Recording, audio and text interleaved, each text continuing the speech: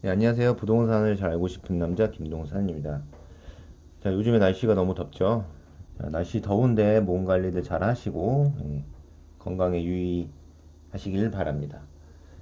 그래서 오늘 얘기할 거는 이 생활형 숙박시설인데 요즘에 아파트 규제도 많고 부동산 규제가 많다 보니까 이런 뭐 생활형 숙박시설의 인기가 많다라고 얘기를 많이 해요.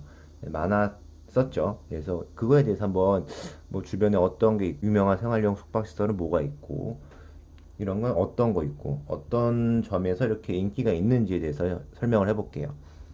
자, 우선 생활형 숙박시설이라는 건 뭐냐? 취사가 가능한 장기 숙박시설이에요. 뭐, 레지던스나 뭐 이런 걸 말하는 거죠. 그 예를 한번 뒤에 가서 좀 들어보고요. 자, 이거는 제가 어떤 인터넷을 찾아봤는데, 어떤 MBC 뉴스에서 봤는데, 생활형 숙박시설이 숙박시설의 총 개수가 6만 392개.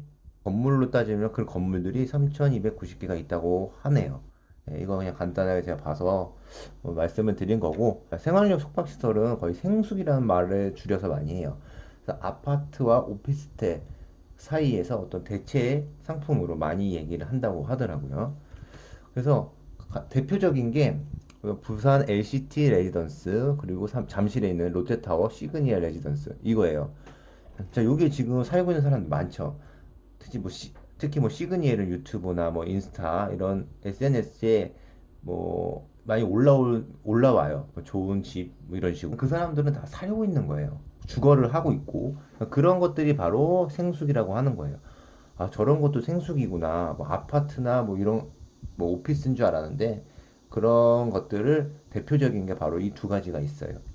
뭐 모텔이나 이런 뭐 그런 호텔 그런 게 아니라 그냥 아파트라고 보시면 돼요.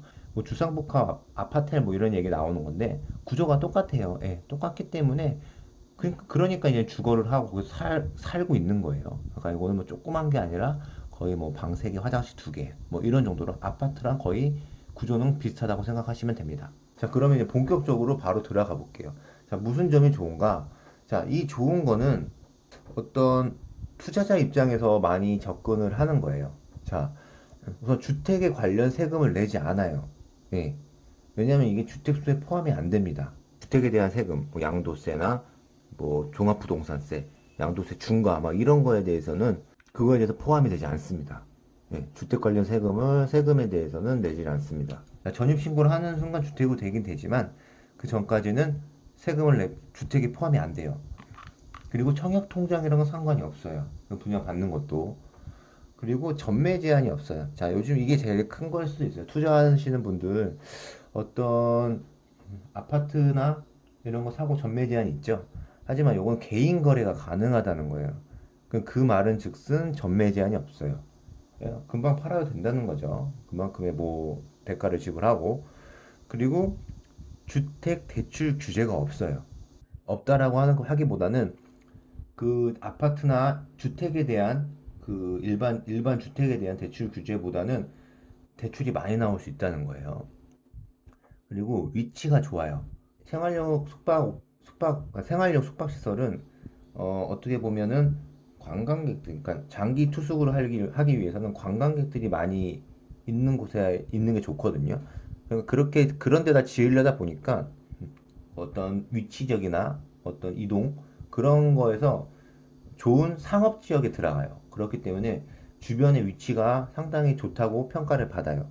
물론 아닌 곳도 있지만, 자, 아닌 곳은 좀 주거하거나 어떤 투자하는 곳에 조금 배제가 되기 때문에 일반적으로 좀 좋은 생수구에 대해서 얘기를 드리는 겁니다. 그러니까 즉, 입주까지는 주택으로 포함되지 않습니다. 그러니까 이게 상당히 큰 어떻게 투자하시는 분들이 메리트예요. 그러니까 내가 만약에 다주택자다. 그러면 다주택자 때는 뭐 집을 하나 더 사거나 또 팔 때 어떤 중과세나 뭐 취득세가 더 내야 되고 이런 점이 있어요. 골치 아픈 게. 근데 이런 거에서 약간 벗어난 거죠. 그러니까 이런 거에 지금 많이 눈이 쏠렸고 많이 어떤 경쟁이 심해졌다고 하는 이유가 바로 이런 부분이 있지 않을까 생각이 듭니다. 그리고 만약에 실거주자들이 생숙에서 살고 있으신 분도 있어요. 예. 그래서 만약에 그 전입신고 전까지는 주택수로 포함이 안 되기 때문에 그런 점 때문에 조금 인기가 많이 올라오지 않았나 생각이 들어요. 간단하게 말씀드리면 일반 주택, 아파트나 이런 오피스텔은 많은 규제가 있어요. 1주택이 포함이 되니까 많은 규제가 있고 이 생수, 생활용 숙박시설은 규제가 없다. 그러니까 없다라고 하기는 좀 그런데 규제가 많이 약해요. 약하기 때문에 여러 가지 경우의 수를 생각할 수가 있어요. 이렇기 때문에 인기가 많다고 저는 생각이 듭니다. 자, 근데 이렇게 인기가 많다 보니까 뭐 이제 나라에서도 뭐 얘기가 많이 나오죠. 그래서 2021년 1월에 규제를 발표했어요. 그러니까 핵심이 뭐냐면 좀 잘 안 보이실 수 있을 텐데 그냥 제가 말씀을 드릴게요. 자, 분양 공고 시 주택 사용 불가 문구를 명시해야 되고 숙박업 신고를 반드시 해야 된다. 그러니까 주택으로 사용 못하게 하겠다는 건데, 자, 여태까지는 그 전에 그 건설사 분들이 주택으로 사용할 수 있다 이런 광고 문구를 많이 넣었나 봐요. 뭐 그때 당시는 그게 뭐 얘기가 없었으니까 당연히 가능했기 때문에 그렇게 했겠죠. 그리고 그런 거 얘기하고, 자, 숙박업을 신고를 무조건 하고 해야 된다. 이런 얘기가 있어요. 그리고 작년에 이제 뭐 김현미 전 국토부 장관이 또 국정감사에서 뭐 전입신고를 못하게 하겠다. 이런 말을 하면서 그 회의를 끝낸 적이 있어요.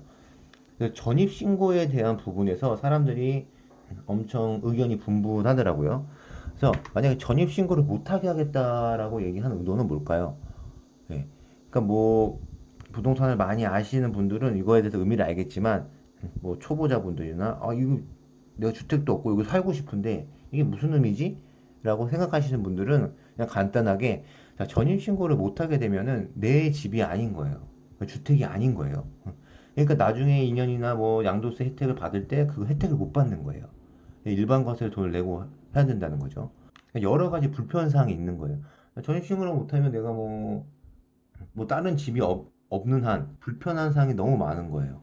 그래서 지금 그 전에 분양을 받고 주거용으로 살고 계시는 분들은 이게 크게 다가오는 거죠. 그러니까 내 집인데 내 집이 아닌 것 같다라는 얘기를 많이 해요. 자, 그래서 이런 실거주자분들이 지금 얘기가 많이 나오고 있어요. 그래서 이런 분들은 자, 정부에서 기간을 줄 테니 용도를 바꿔라.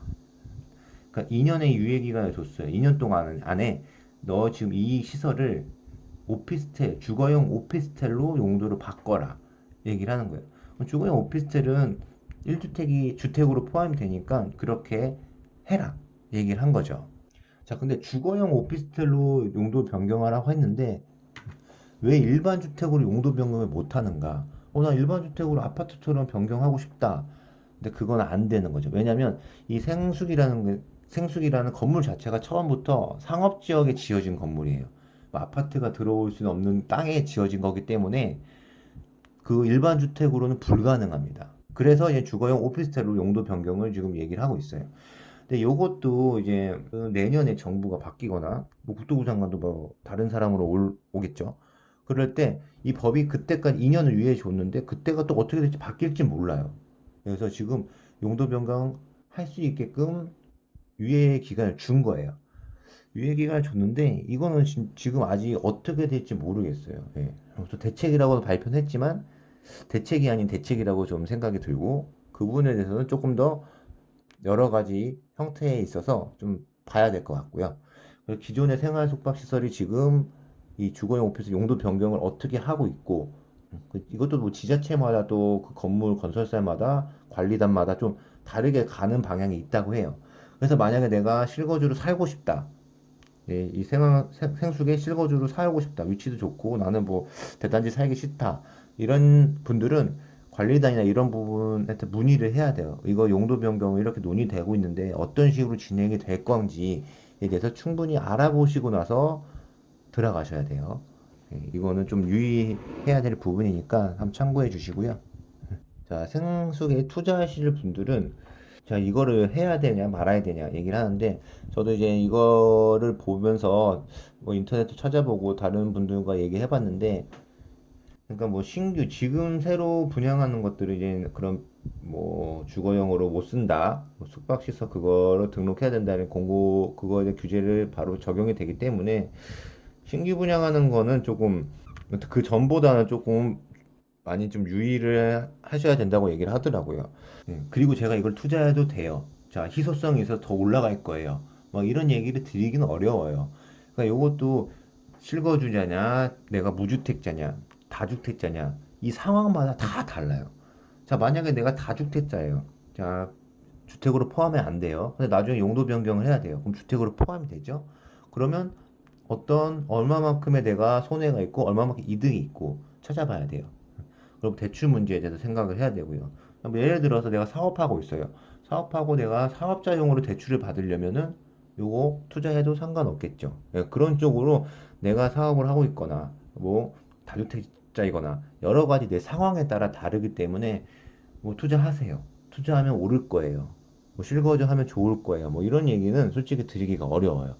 어렵기 때문에 요 생숙에 대해서 기본적인 조건은 요 정도만 알면 될 것 같아요. 그래서 제가 이 영상을 만든 이유는 생활 숙박시설 모르시는 분들이 진짜 많아요. 지금 뭐 주택, 1주택이나 아파트 분양권에 관심을 이제 갖고 계신 분들 많거든요. 예, 정부 규제가 많기 때문에. 그렇기 때문에 이런 분들도 이런 걸 아예 접하지 못했기 때문에 이런 것도 있고 이런 거의 장점은 뭐고 뭐 단점은 뭐고 아 단점 중에서 제가 말씀 안 드리는 많이는 안 드렸는데 취득세가 조금 높아요. 예. 생숙은 취득세가 일반 조금 높기 때문에 그런 부분도 생각을 해야 돼요. 그래서 이런 부분이 있는데 이것도 아예 모르고 좀 더 내가 내 자금 계획이나 그런 거 좋은 방향으로 갈 수 있는데 모르시는 분들이 있을까봐 요거 보고 조금 도움이 됐으면 하는 마음에서 만들었습니다. 그리고 이제 마지막으로 아까 제가 대표적인 생숙 뭐 부산 LCT나 시그니에 잠시 얘기를 했는데 그 요즘에 많이 얘기가 나왔던 거에 대해서 간단히 잠깐 뭐 보고 방송을 마치겠습니다.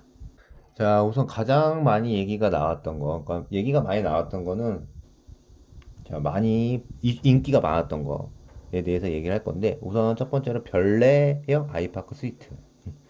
자, 별내역 여기 나와 있죠. 이 바로 앞에 이마트 있고 여기 이제 생활 숙박 여기 써 있죠. 생활 숙박 시설. 여기는 이제 나와 있는데 이제 거래가 되고 많이 있죠. 지금 전세가 5억이고 매매가를 한번 볼게요. 매매로만 볼게요. 자, 매매는 지금 이렇게 나와 있어요. 왼쪽에 뭐 타입별로 있고 뭐 층수에 따라 다른데 이 정도가 형성이 돼요. 그러니까 이게 왜 가격을 제가 보여드리려면 이게 아까 말씀드린 것처럼 생숙이지만 뭐 오피스텔이나 모텔 이런 걸 생각하시는 분들이 있을까봐 그런 거예요. 여기는 거의 아파트 구조처럼 돼 있는 거예요. 주거용으로 지금 사시는 분들이 많기 때문에 그냥 아파트 타입이라고 생각하시면 돼요. 자, 그리고 다음은 이제 평촌 푸르지오 센트럴 파크 한번 볼게요. 자, 여기 보면 평촌역. 자, 여기죠. 안양시청 앞에 있고, 자, 평촌역이랑 번개역 사이에 있어요. 자, 번개역은 좀 번화가고 평촌역도 번화가긴 한데 여기 학원이 좀 유명해요. 학원가가 좀 많고 그리고 인덕원역 예, KTX GTX 얘기가 나오고 있는 인덕원역 예, 위치는 뭐 상업적에 좋아요. 자, 그래서 여기는 보면은 지금 이렇게 형성이 돼 있어요. 자, 여기는 아직 지금 지금 여기는 아직 뭐 작년에 분양이 끝났기 때문에 지어지진 않았고 피가 이런 식으로 1억 7천 형성돼 있어요. 지금 제가 보여드린 데는 뭐 생수기 되게 많은데 좀 많이 인기가 있었던 곳, 유명한 곳 위주로만 지금 보여드리고 있는 거예요. 자, 그리고 이제 또 한 군데 송도. 자, 그 다음에 송도를 볼 건데 송도는 힐스테이트 송도 스테이 에디션이라고 있는데 자, 이 지역이에요. 국지 업무 지역 바로 있고 센트럴파크가 있어요. 자, 이 지역이니까 센트럴파크 여기랑 국제 업무 지역 사이에 여기 나와 있는 곳입니다. 자, 송도도 주변에 좋은 아파트들, 뭐 비싼 아파트들, 뭐 더샵도 있고, 자, 그리고 센트럴파크 유명한 공원 있죠. 자, 이 부분에 있어서 이 정도 지금 형성이 되고 있습니다. 자, 여기는 이제 가격들이 P도 이런 식으로 1억 5천 나와 있고, 예, 이 정도 지금 거래가 되고 있다는 거를 참고를 해주시고 관심이 가시는 분들 내가 만약에 지금 제가 말씀드린 것 인기가 있는 것들만 얘기한 거예요. 아닌 것들도 많이 있죠.